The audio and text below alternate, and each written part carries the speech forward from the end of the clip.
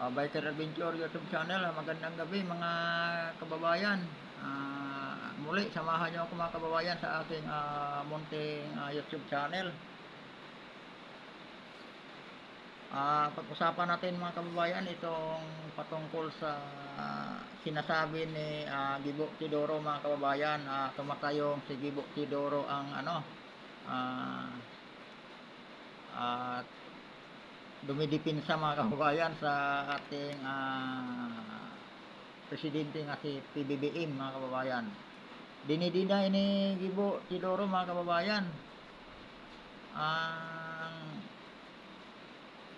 patungkol doon sa video sa pinapalabas doon sa Maesog Rally sa Los Angeles, California mga kababayan, no? Ang sabi niya, fake daw mga kababayan, hindi daw si PBBM ang nandoon sa video. Siyempre, natural mga kababayan, dati pa yan, di ba? Sabi pa nga ng PDEA dati mga kababayan nga AI. Ito na mga kababayan, lumabas na talaga yung video nga sinasabi ni Jonathan Morales na mayroon ang video, di ba? Ang sabi naman ni Jingo Estrada, sinungaling daw si Jonathan Morales mga kababayan. Maninira lang daw si Jonathan Morales. Yun din, ito din ang sinasabi ni Maharlika, no? Ni Maharlika sa mga vlog niya nga mayroon daw pulboronic video si PBBM. Pero hindi sa ngayon mga kababayan, matagal na itong ginagawa niya, no? Ibig sabihin, gawain talaga natin presidente mga kababayan. Ay sabi nga rin ni former President Duterte mga kababayan, ang ating presidente bangag noon hanggang ngayon bangag pa rin, ya? Talagang pagtagpi-tagpiin mga kababayan, lumalabas talaga nga totoo kasi mayroong mayroon ngang inilabas nga video mga kababayan, itinapat pa sa sona ni PBBM. Pero yung patungkol sa sona mga kababayan, para naman yung patungkol sa DepEd mga kababayan, yung mga pinagbabanggit niya, yun yung mga ginagawa ni VP Sara, di ba? Yung mga allowance sa mga teacher, yung nila, insurance, mga emergency insurance, gawa ni yan, VP Sara yan eh. Tapos yung overtime pay ng mga teacher mga kababayan, di ba? Marami yang ni VP Sara yung pinagbabanggit ni PBBM kanina. Sabagay, hindi ko na pinanood mga kababayan, hindi na ako excited doon sa pagsasabihin niya kasi wala naman siyang nagagawa eh. Wala naman siyang accomplishment ngayon mga kababayan. Kaya sa SONA, ang inaasahan ng taong bayan, mambubudol na naman siya uli mga kababayan. Ang lang mga kababayan, dito lang sa napanood kong video ni Gibo Teodoro mga kababayan. Mayroon siyang sinasabi dito si Gibo Teodoro mga kababayan. Panoorin natin.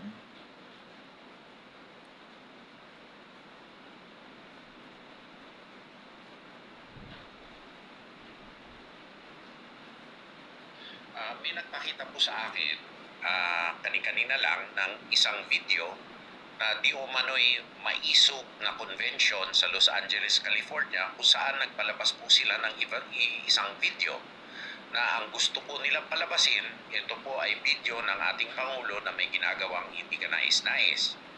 Pero kitang-kita po dito sa video na hindi po yan ang ating Pangulo.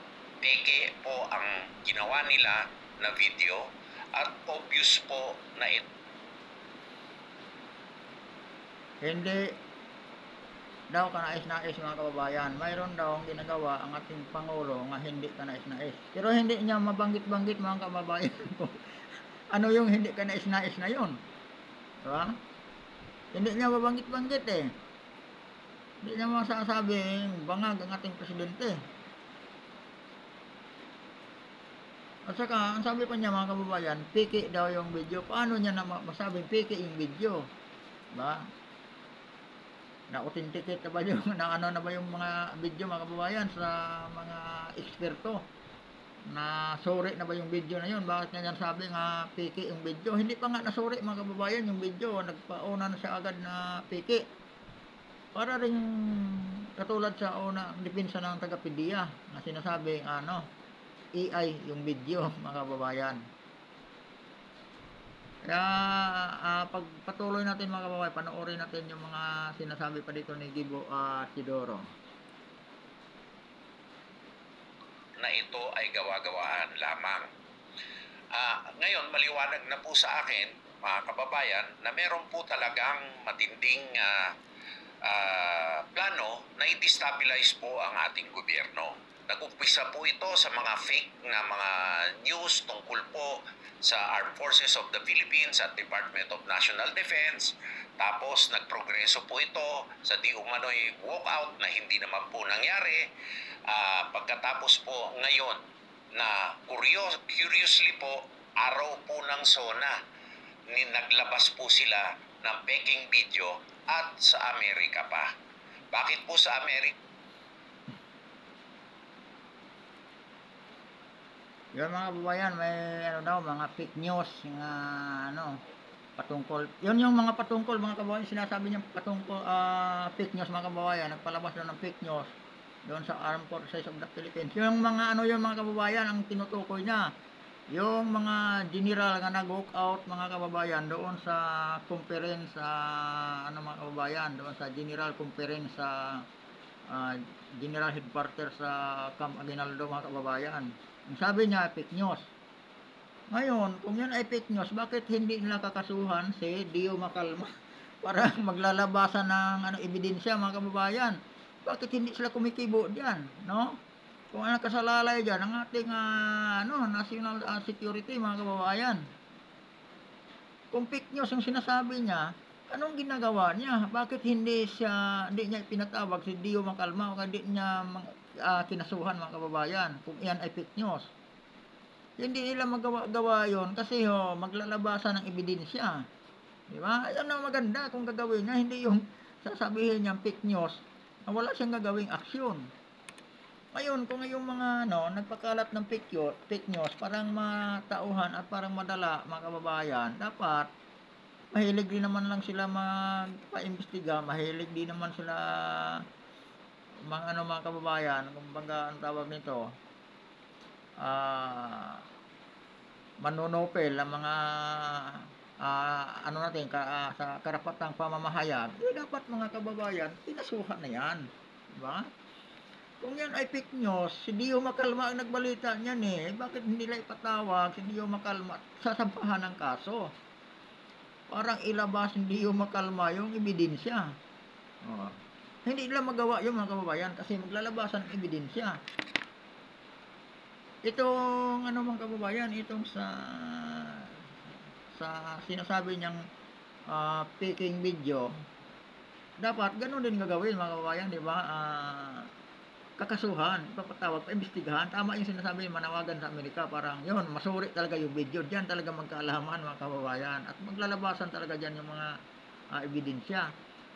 Yung sinasabi ni ex-PDEA agent na si Jonathan Morales mga kababayan, na hindi nila pinapatuloy yung investigasyon, totoo ngayon. Lumalabas na nga yung video. Yan ang sinasabi ni Jonathan Morales. Yung video na yon mga kababayan, diba? Ito na, lumalabas na.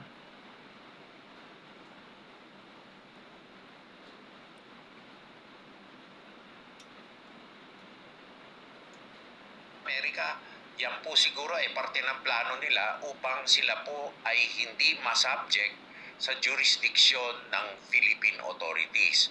Kaya sa ganun pong pangyayari, kami po ay nananawagan sa authorities po sa Estados Unidos na imbestigahan po itong insidente na ito upang ang mga malisyosong nasa likod nito ay maharap sa hustisya. Kami naman po sa Department of National Defense, 10 ng lahat ng ahensya, kaanib na po ang Armed Forces of the Philippines ay naninindigan na solido sa likod ng liderato ng ating Pangulo, President Ferdinand Romualdez Marcos Jr., ang constitutional chain of command at ang ating saligang batas. Etong mga isip batang mga attempt na mapahina ang ating saligang batas at mga institusyon ay mariin po naming tututulan at lalabanan. Kami po ay makikipag-ugnayan at makikipagtulungan sa lahat po ng ahensya ng gobyerno upang masugpo itong mga nasa likod nitong hindi kanais-nais at karumal-dumal na plot na ito o mga gawain na ito na at kung ito ay may kaugnayan sa mga iba't ibang mga puwersa na hindi kanais-nais. Susumpuin po na Yan mga kababayan. May mga tao daw pinapahina ang saligang batas, mga kababayan, di ba? Sino ba ang nagpapahina at hindi nagrespeto sa saligang batas, mga kababayan? Sino ba ang niyuyurakan ang batas, mga kababayan? Di ba sila? Diba, ano man yung mga ginagawa nila ngayon, mga kababayan? Respeto pa ba nila ang batas niyan? Yung ginagawa nila sa TOGC, mga kababayan, di ba? Sinusunod ba nila ang batas diyan? Parang alanganin si paring Gibo Chidoro, mga kababayan, sa sinasabi niya, no? Mahirap din talaga dumipinsa, mga kababayan. Pag yung dinipinsahan mo ay talagang alanganin, di ba? Hindi niya mapapangalanan, mga kababayan, yung mga sinasabi niya,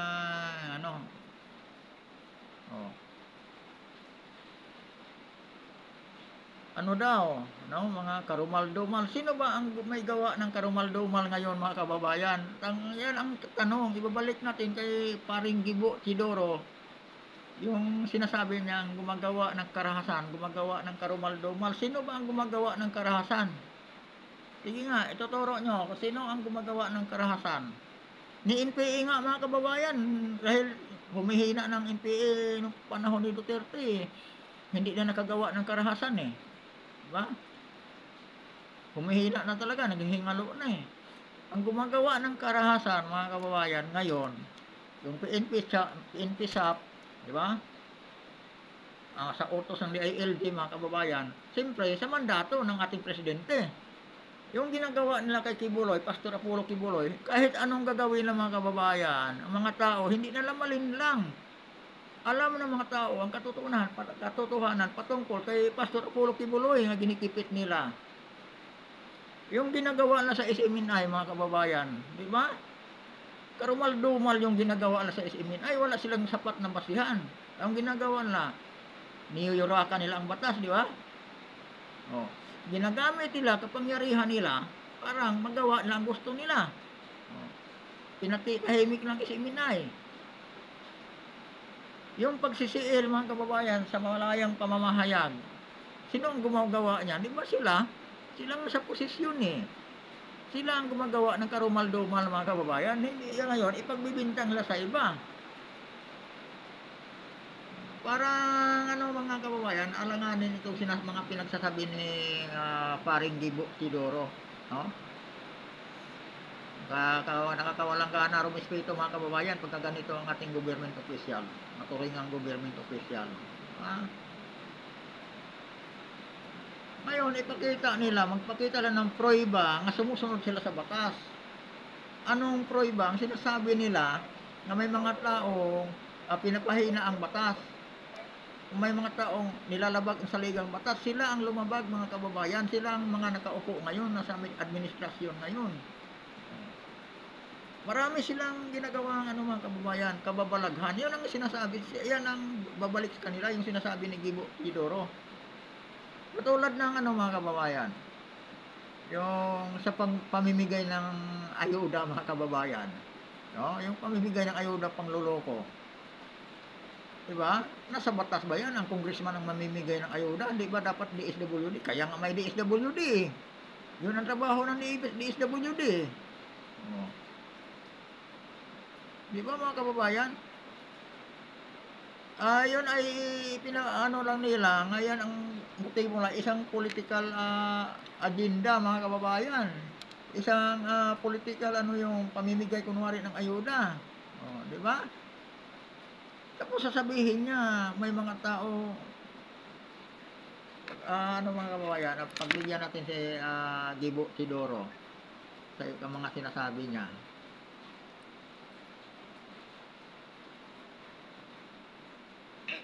natin ito at hindi po pwede na magwatak-watak ang ating republika sa mga swapang na pamamaraan o makasariling paraan na ganito.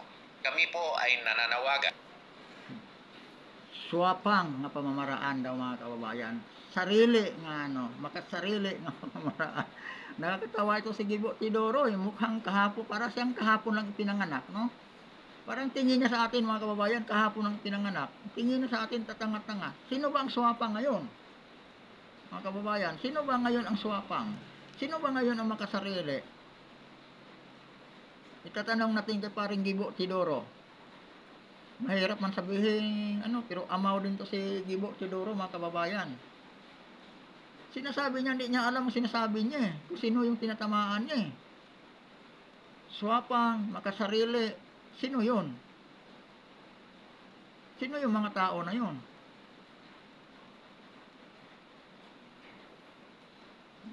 Mayroon pa siyang sinasabing mananawagan tayo mga kababayan. Sige, mananawagan tayo. Mabababa na lang sana si BBBM. Kasi wala naman siya nagawang accomplishment sa ating mga taong bayan na panindigan sa likod ng inyong republika, sa likod po ng inyong saligang batas, sa likod po ng soberanya, sa likod po ng territorial integrity ng Republika ng Pilipinas na pilit niwawasak at pinaghihiwa-hiwalay nitong mga makasariling at mga karumal-dumal na mga tao na ito. Kundinahin po natin sila at kami naman po ay gagawin po lahat upang masugpo ito. Marami pong salamat mga kababayan at mabuhay po ang Pilipinas. Mabuhay ang bagong Pilipinas. Mabuhay ang Pilipino. Sa mga iba't ibang mga puwersa na hindi ka nais-nais. Susugpuin po natin ito at hindi po pwede na magwatak-watak ang ating republika sa mga swapang na pamamaraan o makasariling paraan na ganito. Kami po ay nananawagan sa ating mga taong bayan na manindigan sa likod ng inyong republika, sa likod po ng inyong saligang batas, sa likod po ng soberanya, sa likod po ng territorial integrity ng Republika ng Pilipinas na pilit niwawasak at pinaghihiwa-hiwalay nitong mga makasariling at mga karumal-dumal na mga tao na ito. Kundinahin po natin sila at kami naman po ay gagawin po lahat upang masugpo ito. Marami pong salamat mga kababayan at mabuhay po ang Pilipinas, mabuhay ang bagong Pilipinas, mabuhay ang Pilipino. Bingo! Bingo si Gibo Tidoro. Ang dami niyang mga kababayan, no? Inatak-watak daw, nagkahinati-hati daw ang mga taong bayan, mga Pilipino, mga kababayan. Sino ba ang nagpaksyon-paksyon sa mga Pilipino? Sino bang nagwatak-watak? Diba? Panahon ng eleksyon mga kababayan, nagkaroon ng unity mga kababayan. No? Maganda na ang samahan, maganda na, naging unity, nagkaroon na ng unite ang mga Pilipino mga kababayan. Maliban sa mga dilawan. Kaya nga wala na nakapasok sa mga dilawan. Iilan na lang. Si Lorin Ligard, Risa Hontiveros. Pero, sino ang sumira mga kababayan sa unity? Sino ang sumira? Diba? Kanino nila ipagbibintang yan? Ngayon maghugas kamay sila. Nagkawatak-watak. Oh. Diba? Isisisi nila ngayon yan. Sino sisihin nila? Mga Duterte. Naloko na. Kaya hindi mabanggit-banggit ni mga kababayan kung sino yung nasa likuran ng pagkawatak-watak natin mga kababayan. Kasi ang administrasyon ang nasa likuran dahil sa kasusuwapangan nila. Sila ang suwapang. Diba? Sila talaga ang suwapang at guhaman sa kapangyarihan mga kababayan. Ang balak ng parang ayaw ng bumaba. Gusto nilang manatili sa pwesto mga kababayan. Kaya pinipilit nila yung charter change mga kababayan nga kahigpit nga tinutulan ni former President Rodrigo Roa Duterte mga kababayan. No? Sino ba ang nangloko sa mga Pilipino? Diba? Sino bang nangloko sa mga taong bayan? Nasaan yung pagiging ano nila, transparency mga kababayan? Hindi nila pinapaliwanag. Hindi sila nagpapaliwanag. Yung maharlikapan mga kababayan, nasaan ngayon yan? Diba? Wala silang ano doon mga kababayan. Hindi daw nila hayaang magkawatak-watak. Sila naman ang nagiging dahilan sa pagkawatak-watak. Yung ginagawa na sa Davao City mga kababayan, isa ring amaw to si Gibo Teodoro, di ba niya alam yon? Di ba? Di ba niya winatak-watak? Di ba pwede rin mag-cause yan ng ano, yung paggigipit sa Davao City mga kababayan, mga galit, nagagalit ang mga Mindawanon. Isa rin yan mag-cause mga kababayan na mag-ano yung mga taga Mindanao nga, magbukod na lang sila. Kung ganun ang gagawin nila sa kanila sa administrasyon. Di ba? Para din tinulak sa amaw nating presidente mga kababayan, taga Mindanao, magbukod na lang. Kaya sa tingin nyo, anong masasabi nyo dito sa ginagawa na sa Davao City mga kababayan? Yung sa QGC ngayon mga kababayan, na pinapaligiran pa ng mga ng police visibility, anong ibig sabihin yan mga kababayan? Di ba sila ang nag-ano na mawatak-watak, mailayo nila sa administrasyon ang puso ng mga membro ng mga QGC mga kababayan? Ilang milyon yung member ng kingdom mga kababayan? Oh. Ngayon, maghugas kamay ang sinusubukan ni Gibo Teodoro ipagbintang sa iba yon mga kababayan.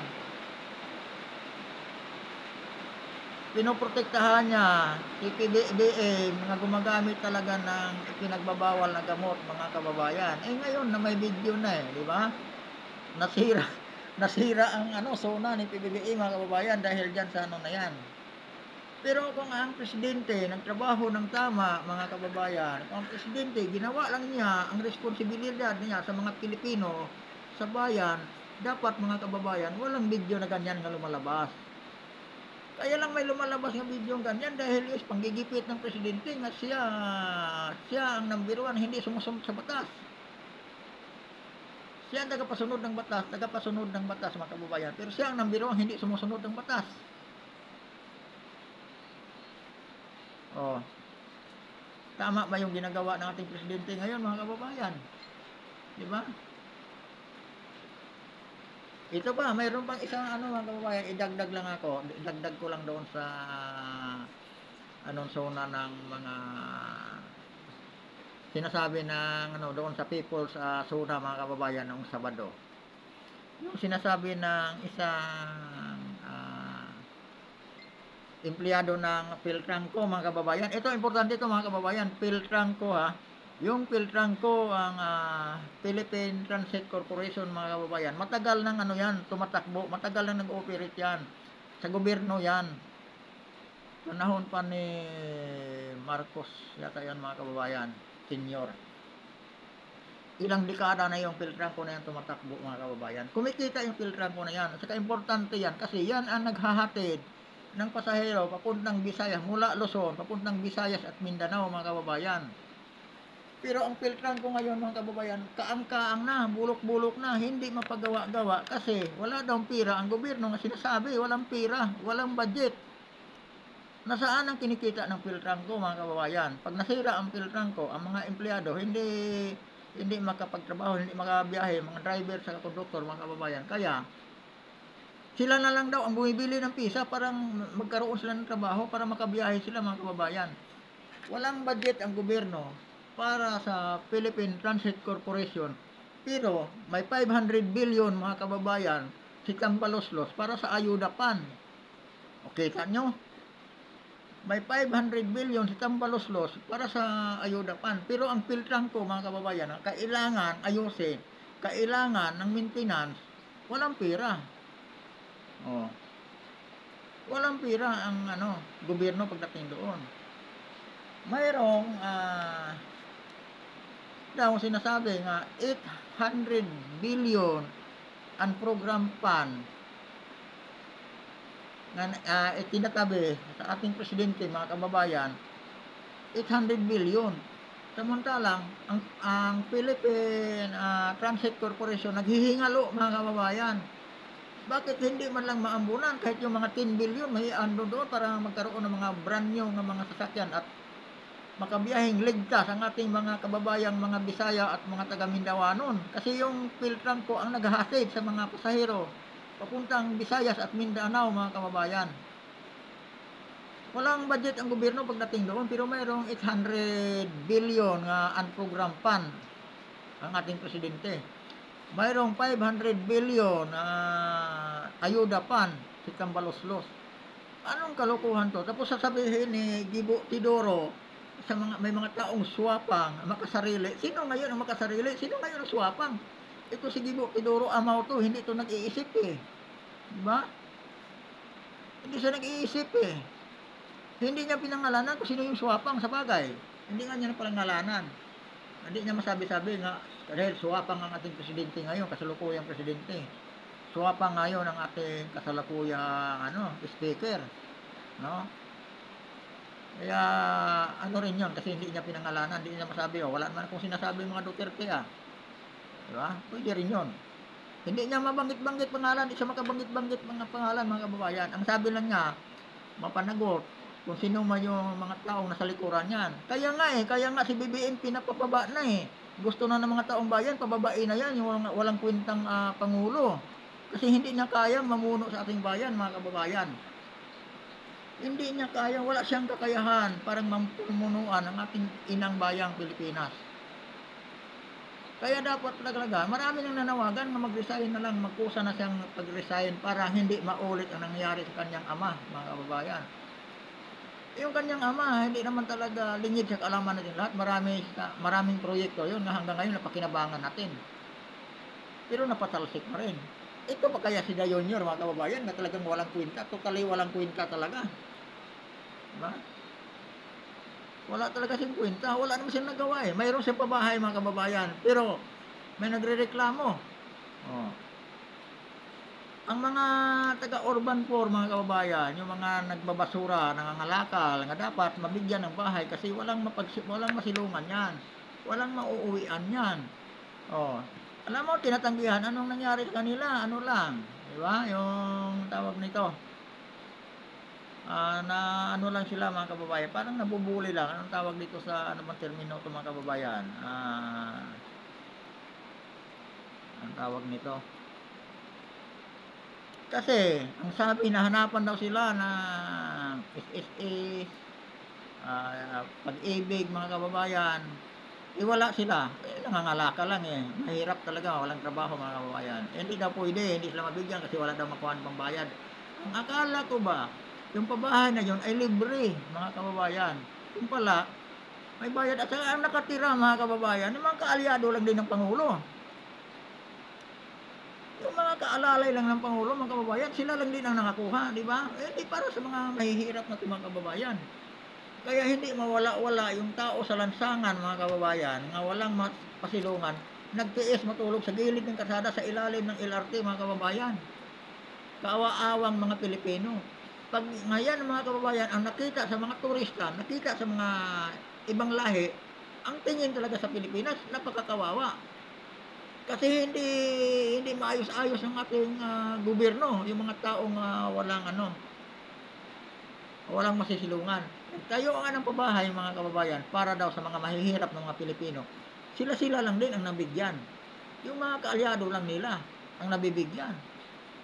Yung iba pa nga dyan mga kababayan, di kutsi pa ang nakakuha. Kasi daw, wala nga naman daw pambayad itong mga ngalaka lang. Diba kawawa? Tapos ngayon sasabihin ni Gibo Tidoro, para naman kung nakakaloko si paring Gibo Tidoro eh. May mga taong swapang daw. Anong ibig niya sabihin? Sino ba yung swapang? Sino ba yung nanggugulo? Sino ba yung... Sabagay, marami talagang gustong hindi destabilisasyon yan. Marami nang nanawagan na mag-resign na si BBM kasi ang mga tao, mga kababayan, ang mga Pilipino, majority mga kababayan, ang diskontento talaga sa serbisyo ng ating gobyerno. Marami talagang dismayado sa serbisyo ng ating gobyerno, mga kababayan. At Sa sinasabi pa niya, mabuhay daw ang bagong Pilipinas, mga kababayan. Ang bagong Pilipinas, mahal ang bigas. Ang bagong Pilipinas, mahal ang bilihin, mga kababayan. Ang bagong Pilipinas, maraming Pilipinong nawalaan ng trabaho. Ang bagong Pilipinas, mga kababayan, maraming mamamayang Pilipino ang nagugutom sa bagong Pilipinas na yan. At maraming salamat, mga kababayan. Sabi niya, mabuhay daw mga Pilipino, mabuhay daw mga Pilipino, mga kababayan. At sana bababa na si BBM at walang gulo. Ha? Panalangin lang natin, mga kababayan, na sana makapag-isip si BBM at magkaroon ng hiya at magkusa na lang siyang bumaba sa pwesto. Maraming salamat, mga kababayan, sa panonood nyo dito sa aking video at sana suportahan nyo ako, mga kababayan, ng subscribe dito sa aking YouTube channel. Kailangan ko ang subscribe nyo, mga kababayan, dahil hindi pa ako nabigyan ng live streaming YouTube. Hindi pa ako umabot, mga kababayan, sa quota niya sa subscriber, mga kababayan. Kakaunti, wala pa akong subscriber. Maraming salamat sa inyo, mga kababayan, at magandang gabi sa inyong lahat at mabuhay po kayo, mga kababayan. Sana huwag tayong bumitaw, mga kababayan. Laban lang, tuloy lang ang laban, mga kababayan. Magandang gabi sa inyong lahat.